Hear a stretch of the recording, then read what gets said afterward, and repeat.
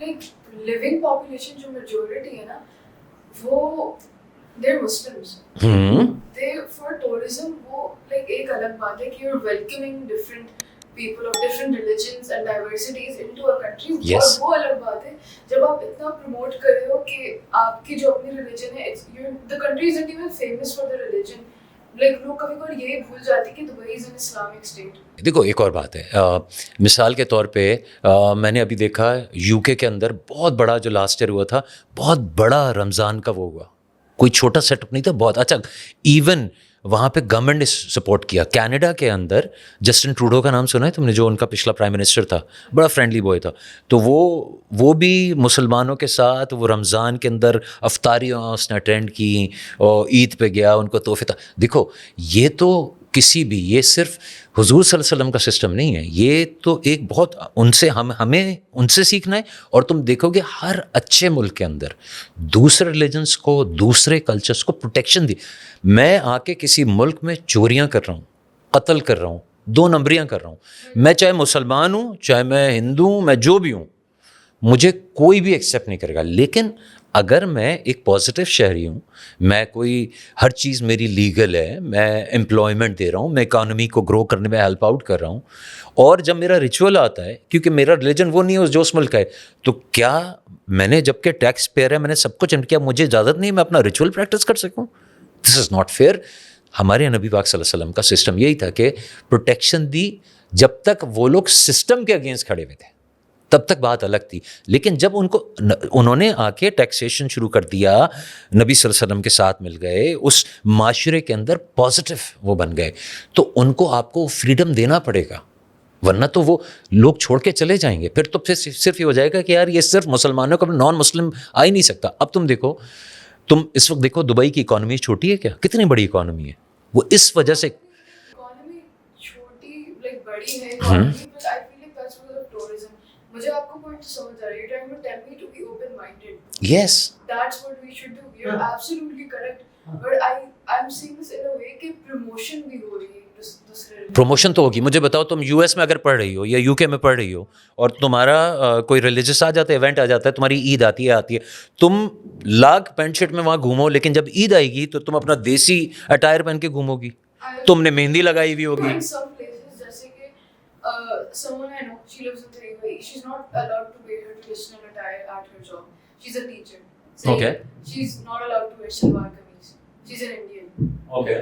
اس کو ایک ریسٹرکشن پڑی ہوئی ہے، but at the same time you promoting another culture, another religion. مجھے یہ نہیں سمجھ. دیکھو ایک اور بات سمجھو، قرآن پاک میں ایک جگہ پہ لکھا ہوا ہے، میں ایک بڑی اچھی لائن ہے، میں تمہیں پڑھ کے سناتا ہوں. اس پہ لکھا ہے نبی عربی کو ماننے والے ہوں، یہودی ہوں، سابئی ہوں، نصران جو عیسیٰ علیہ السلام کے ماننے والے، اچھا ان سے کہو اگر تم خدائے واحد پہ ایمان رکھتے ہو اور ججمنٹ ڈے پہ رکھتے ہو تو ان کو اے نبی صلی اللہ علیہ وسلم اچھی بشارت دے دو، ان کو گڈ نیوز دے دو آگے کے لیے.